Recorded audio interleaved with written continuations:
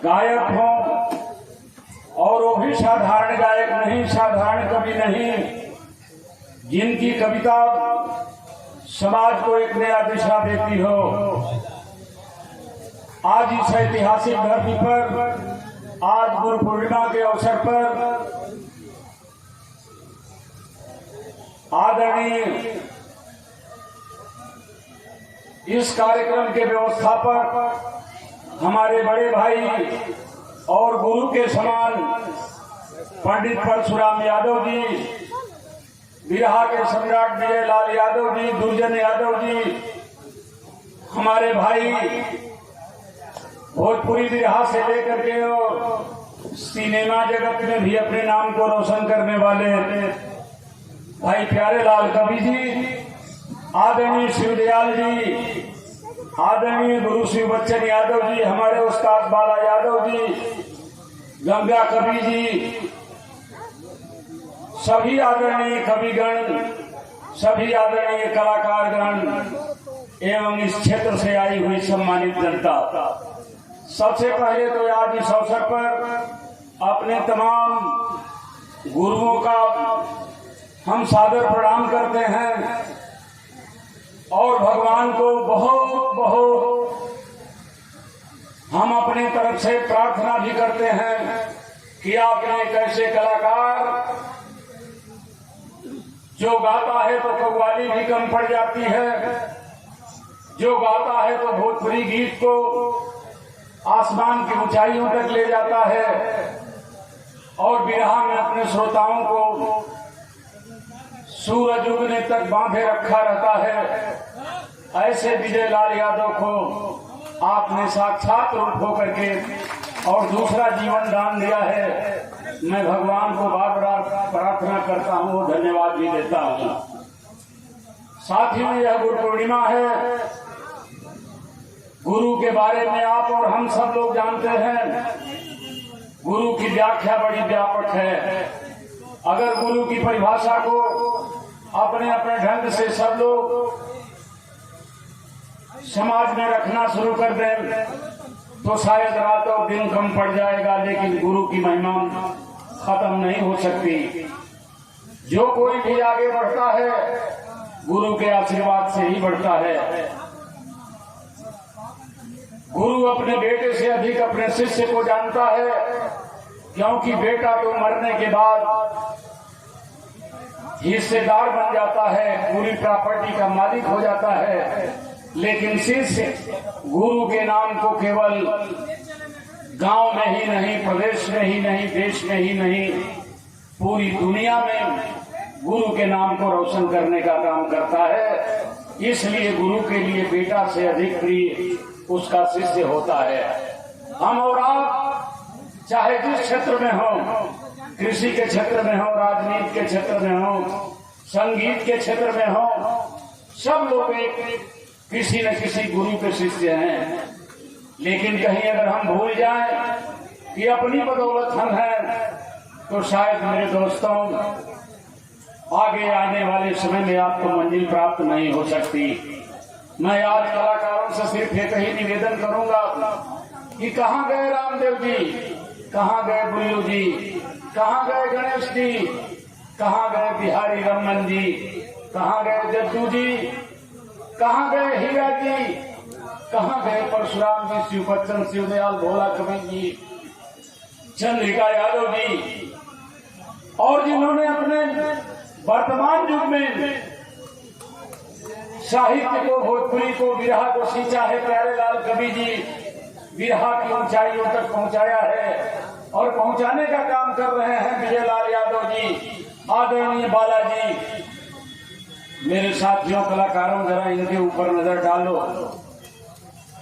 एक जमाना था जब यही ऐतिहासिक धरती थी और यही कार्यक्रम होता था, तो शायद यहाँ से कोटवा नारायणपुर और उजियार तक लोगों की लाइन लगी रहती थी। लेकिन आज उस विरासत को आपने कहाँ पहुंचा दिया, कहाँ ले आकर के छोड़ दिया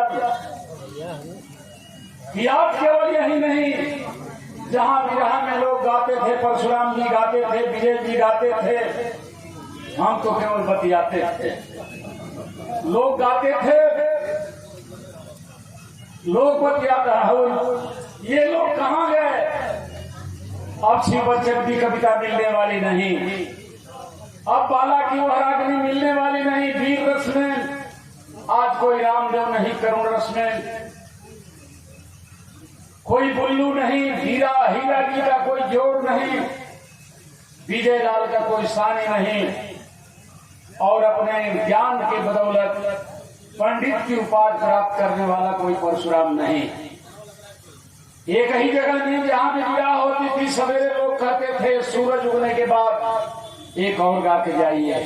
लेकिन आज विवाह की फीस 8 मनी हो गई, लेकिन 12 बजे के बाद एक आदमी भी आपको सुनने के लिए तैयार नहीं है। क्यों? क्या कारण है?